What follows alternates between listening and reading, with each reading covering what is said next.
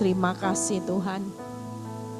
Kami bersyukur, kami mendengar kesaksian, pujian yang luar biasa menguatkan kami.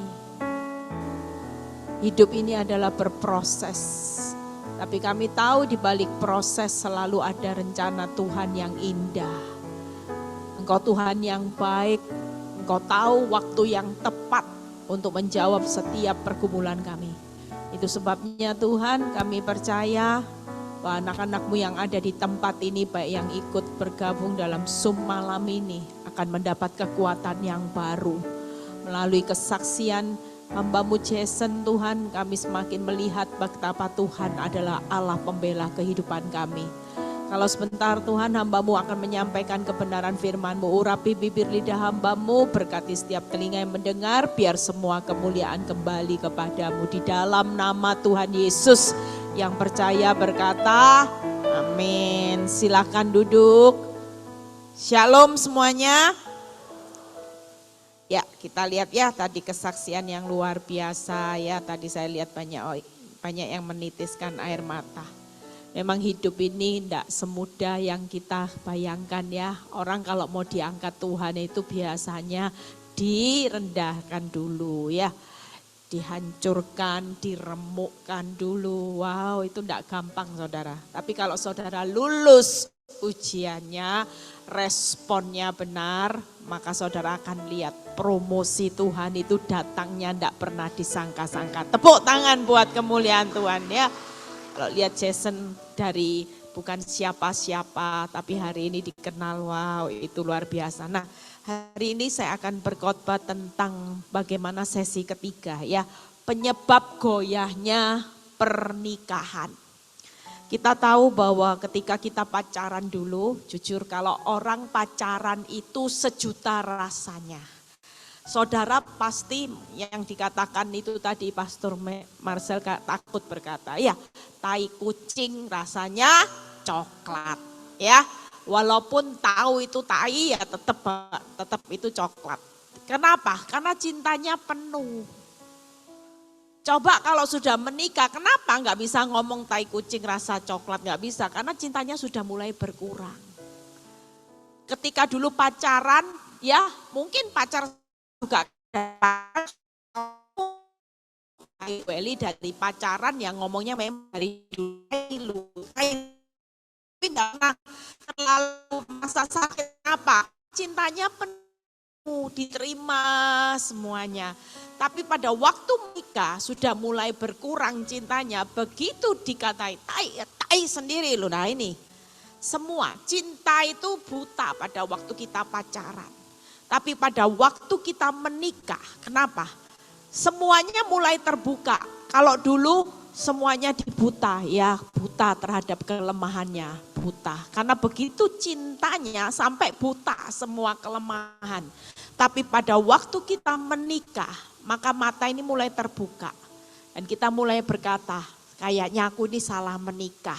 Kayaknya aku ini tidak cocok. Kayaknya dulu terlalu cepat pacaran sehingga hari ini ngalami goyahnya rumah tangga. Nah, 3 hal yang saya akan bahas singkat aja. Bagaimana saudara dan saya khususnya sebagai seorang wanita. Pernikahan itu bukan sesuatu yang saudara anggap ya pokoknya kalau enggak cocok sudahlah enggak. Tapi sekali menikah itu komitmennya seumur hidup. Dan kita ini ibu-ibu itu fungsinya sebagai penolong, helper, bukan baper. Banyak ibu-ibu yang hari-hari ini bukannya menjadi helper, penolong, tapi suka bawa perasaan. Dikit-dikit dipikiri.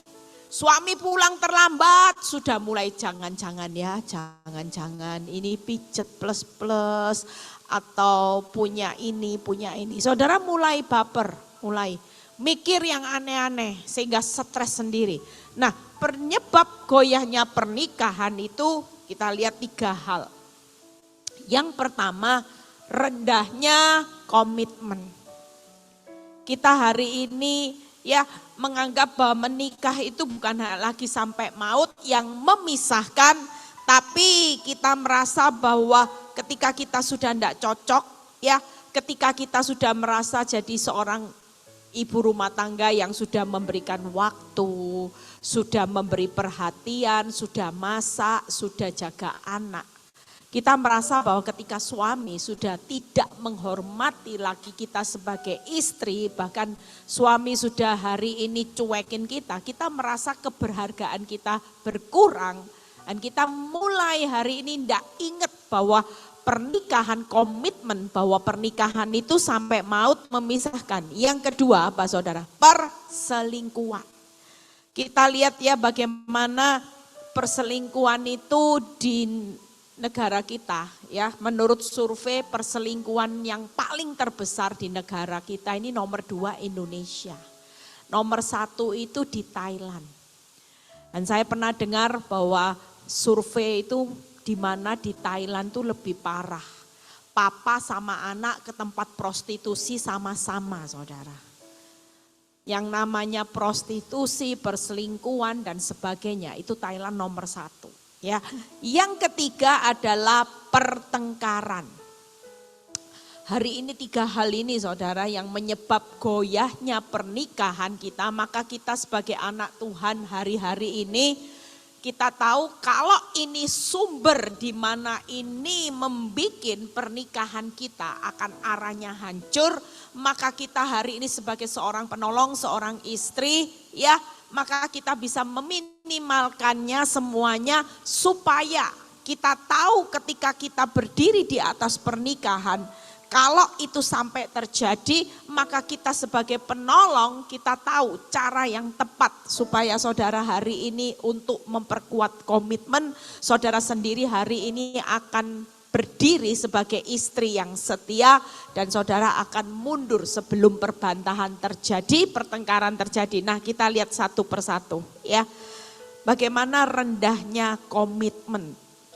Karena kalau komitmen menikah seumur hidup ya, maka menikah itu sudah tidak bisa hari ini kita merubah keputusan kita, boleh enggak ya.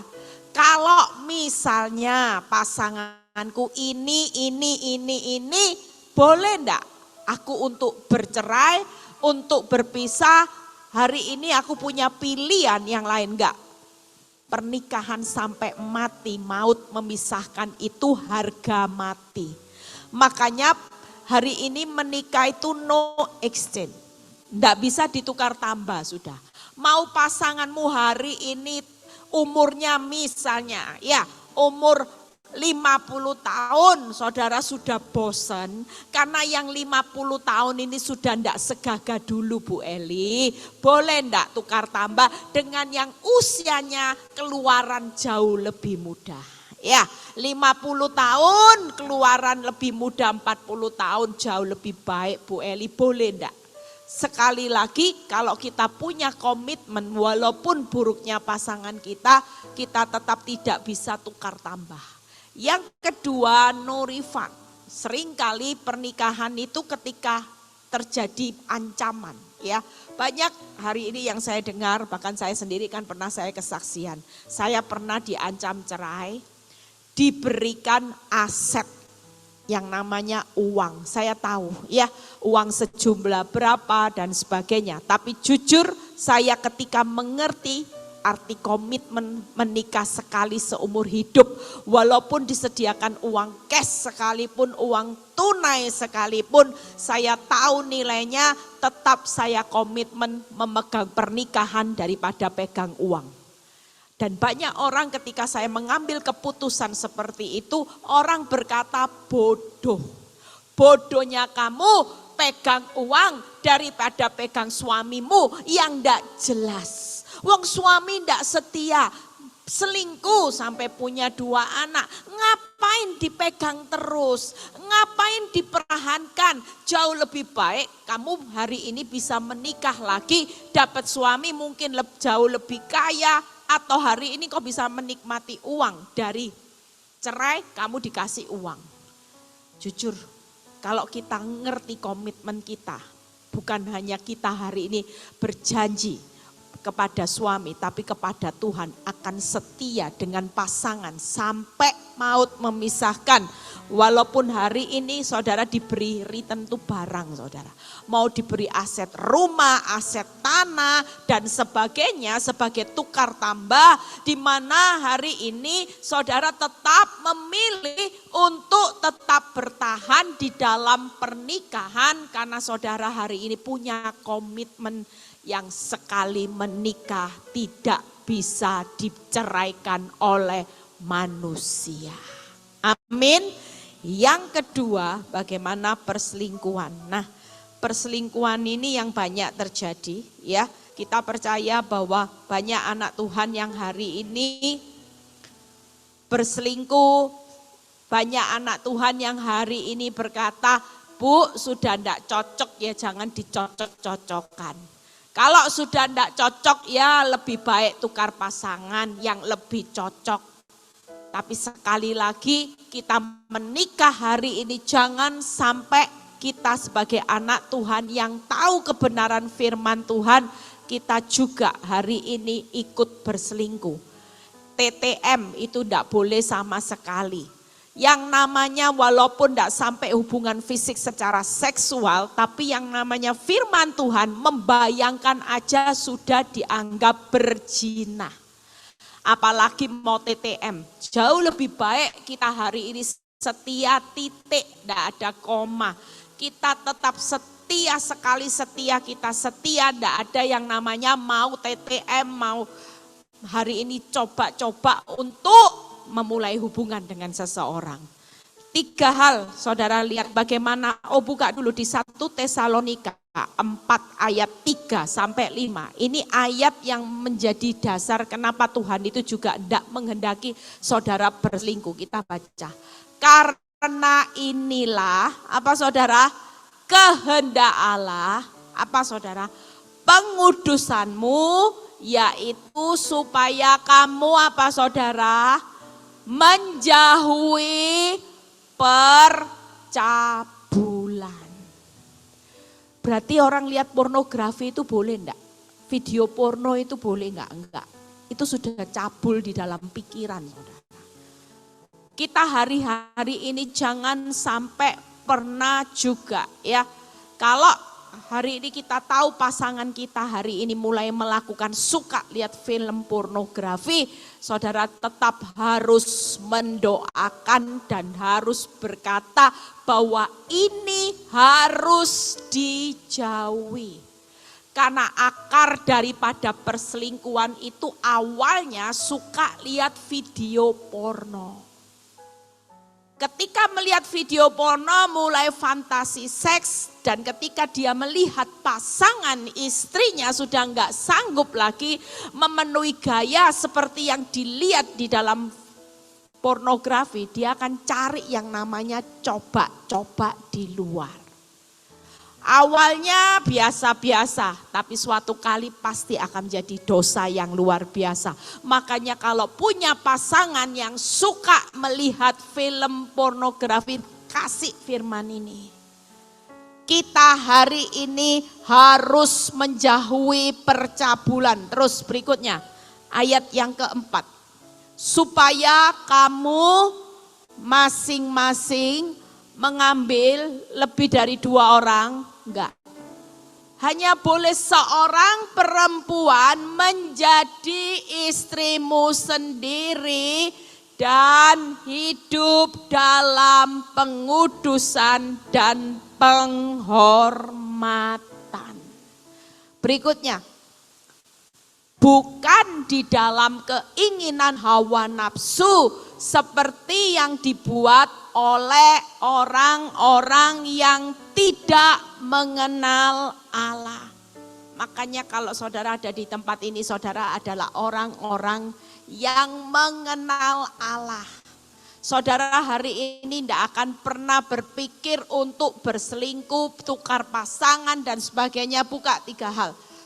Hidup saudara dan saya kalau kita menjaga hidup ini dalam kesetiaan, percayalah pasanganmu tidak setia biarin. Sering kali saya ngomong sama ibu-ibu, Bu, sudah biarin. Kalau pasanganmu lagi kedeler ya, kedeler, coba-coba, enggak apa-apa. Nanti suatu kali kembali ke main dealer, percayalah itu, enggak mungkin sudah. Yang bisa cocok itu cuma main dealernya, nanti kedeler, subdealer, dia pasti akan kembali ke main dealer. Yang penting hari ini 3 hal. Suami istri itu harus menjauhi percabulan. Bukan hanya istri yang hari ini harus hidup, enggak usah lihat film porno dan sebagainya. Tapi sumber daripada kegoyahan dalam rumah tangga, suami istri harus menjauhi percabulan. Selama suami buka celah atau istri buka celah, maka di situ akan terjadi kegoncangan dalam rumah tangga. Yang kedua, suami seorang istri dan istri tentunya seorang suami. Jadi jangan sampai suami hari ini suaminya 2 orang istri ya. Ini yang membuat akar daripada goyah hancurnya rumah tangga, termasuk berkat-berkat orang benar akan tertutup ketika suami hari ini melakukan percabulan. Yang ketiga, hidup dalam pengudusan dan penghormatan. Suami istri hari ini yuk saling menghormati, itu kata kunci. Berapa banyak rumah tangga hancur ketika suami enggak menghormati istri, istri enggak menghormati suami. Ini sumber juga kehancuran dalam rumah tangga. Kelihatannya sepele, kelihatannya hal ini kecil, tapi lama-lama kalau saudara enggak sadar diri ya, mungkin suami-suami enggak hormat sama istri. Sekali lagi, jangan pernah seorang istri membalas suaminya untuk tidak hormat. Inilah celah di mana iblis akan menghancurkan hidup rumah tanggamu. Tapi selama seorang istri walaupun diperlakukan tidak adil, tapi seorang istri tetap komitmen menghormati suami apapun dia, tetap sebagai kepala di dalam rumah tangga, percayalah iblis tidak akan punya cara jalan untuk menghancurkan rumah tanggamu. Tapi seringkali ketika kita nggak dihormati suami, kita pasti marah, kita pasti bales nggak menghormati dia, kok enak. Dia tidak menghargai saya sebagai istri, jangan mimpi aku pernah menghargai dia sebagai seorang suami yang baik. Enggak, sebagai seorang yang kenal. Firman Tuhan berkata tadi di ayat 5. Bukan di dalam keinginan hawa nafsu yang seperti dibuat oleh orang-orang yang tidak mengenal Allah. Selama saudara dan saya kenal Allah, siapa Tuhan yang mengajarkan hidupmu? Hai istri, hormati suamimu, tunduk kepada suamimu. Maka sekalipun pasanganmu bukan yang terbaik dan ideal, kita tetap harus hormati pasangan. Amin. Yang terakhir, bagaimana pertengkaran. Nah, buka ayatnya dulu. Kita percaya bahwa Kolose 3 ayat 14, kita baca terlebih dahulu. Ya, paling sulit ini loh. Ini perkara yang kelihatannya sederhana, tapi banyak pernikahan hancur bukan karena perselingkuhan, bukan karena masalah komitmen, tapi masalah pertengkaran yang kecil-kecil. Berapa banyak orang bercerai hanya karena pertengkaran yang kecil, sehingga suami istri sudah tidak bicara satu sama yang lain. Akibatnya lama-kelamaan, ada loh seorang yang pernah saya cerita ya, sudah berapa tahun tidak pernah bicara, satu rumah saudara. Tidur juga satu kamar ya, tapi tidurnya satu lihat sana, satu lihat sini. Pokoknya tidak pernah bicara. Menurut istrinya, kalau saya bicara Bu Eli, itu justru jadi biang pertengkaran. Tapi kalau enggak bicara lebih aman, saya enggak sakit hati. Loh, terus kalau mau komunikasi gimana? Ya sudah, WhatsApp aja. Butuh uang bensin, butuh uang sekolah, ya nanti ditaruh di meja. Kalau komunikasi langsung Bu Eli, misalnya saya minta uang, butuh uang bensin, langsung dimarahi.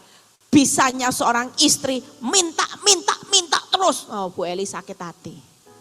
Lah kalau minta WhatsApp enggak dimarahi, ya dimarahi enggak, saya baca langsung saya delete. Enggak baca Bu Eli, saya tahu kalau minta pasti ada ngomel. Saya daripada sakit hati langsung saya clear. Oh gitu. Jadi beres Bu Eli, yang penting saya dapat uang. Saya cuma bilang, Bu, selama ini jadi prinsip dalam rumah tanggamu, kamu enggak akan lihat pemulihannya Tuhan. Lah terus gimana Bu? Jadi seorang istri hari ini belajar untuk berkata maaf, mengampuni dan sebagainya. Karena istri ini harus tunduk. Kalaupun engkau dimaki-maki, percayalah setiap apapun makian itu tidak akan jadi masalah ketika engkau tidak mempermasalahkan. Jujur, ibu-ibu ini banyak ketika dimaki ditaruh di hati. Dipikir kurang ajar. Nah sakit hati kan? Tapi misalnya saudara dikatai bodoh, saudara tidak mempermasalahkan kata bodoh, yang penting saya pinter. Kira-kira jadi masalah enggak? Tidak jadi masalah. Lihat, dan di atas semuanya itu kenakanlah apa dalam rumah tangga? Kasih, bukan pertengkaran, bukan percekcokan, bukan saling menyalahkan, bukan saling maki, tapi kenakanlah kasih sebagai pengikat yang mempersatukan dan menyempurnakan. Ingat ya, jadi sekali lagi rumah tangga itu jangan dipakai cekcok, caci maki untuk hari ini menghakimi, menyalahkan pembenaran, tapi kenakanlah kasih. Berikutnya, Amsal 20 ayat 3. Apa yang dikatakan firman Tuhan, terhormatlah seseorang jika apa saudara? Menjauhi perbantahan. Berarti seorang istri kalau tidak suka cekcok, di mata Tuhan saudara jadi orang apa? Terhormat. Tapi tidak enak ya. Bayangin Bu Eli, kalau hidup dimaki-maki suruh diem terus, bisu terus Bu Eli, kesel, enggak apa-apa. Ketika saudara mengerti bahwa saudara adalah anak-anak Allah, maka tetapi setiap orang bodoh akan membiarkan apa saudara? Amarahnya meledak. Pastikan kita jadi seorang istri hari ini jangan suka amarahnya meledak. Berarti saudara orang bodoh.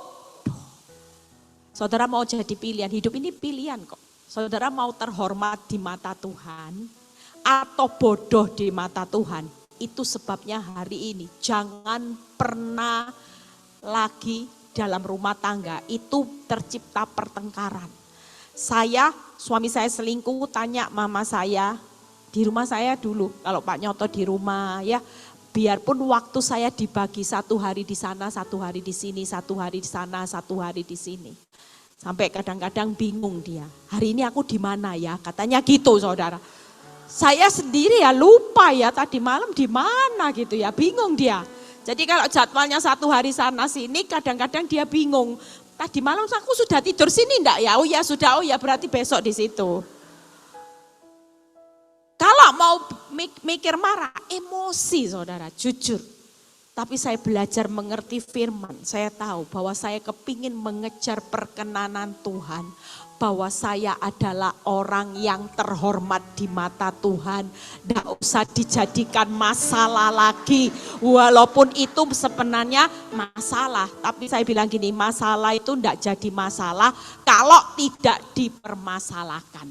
Kamu mau tidur 1 hari di sini, 1 hari tidur di sana, yang mumet, yang pusing 7 keliling ya kamu sendiri. Bingung ngatur waktu dan sebagainya. Yang berikutnya, buka Amsal 29 ayat 11, kita baca. Orang bebal, apa saudara? Melampiaskan seluruh amarahnya, tetapi orang bijak akhirnya meredakannya. Buka yang terakhir, Pengkhotbah 7 ayat 9. Pemain musik boleh segera maju ke depan. Pengkhotbah 7 ayat 9. Janganlah, apa saudara? Lekas-lekas marah dalam hati, karena amarah menetap dalam dadanya orang siapa? Bodoh. Buka PowerPoint-nya. Hari ini yuk, ini sumber hancurnya rumah tangga. Saudara dan saya mulai hari ini, ibu-ibu khususnya yang suka banyak pabrik kata-kata ya.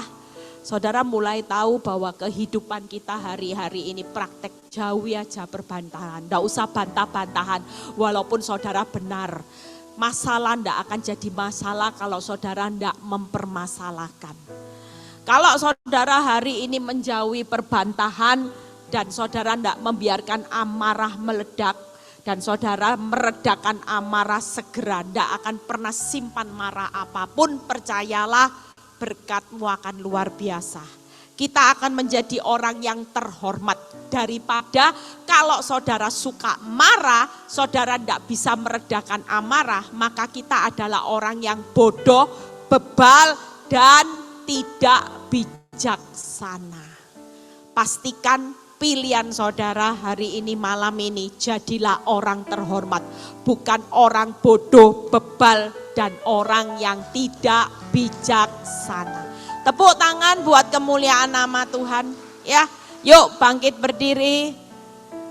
Hari ini kita percaya di sesi yang ketiga ini saudara tahu biang pertengkaran apa? 3 hal. Yuk. Yang pertama apa? Rendahnya komitmen. Sekali menikah sampai maut. Berarti no apa saudara? 3 hal. Exchange, no return, no Ingat-ingat ya. Jangan sampai ada yang punya pikiran lagi tukar tambah. Yang kedua yaitu sumbernya apa saudara? Perselingkuhan. Apa saudara? 3 hal. Suami istri harus menjauhi percabulan. Suami seorang istri, istri daripada seorang suami. Yang ketiga hidup dalam pengudusan dan penghormatan. Yang terakhir apa saudara? Pertengkaran.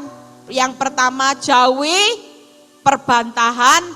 Jangan biarkan amarah meledak dan segera redakan amarah. Tuhan Yesus memberkati. Yuk.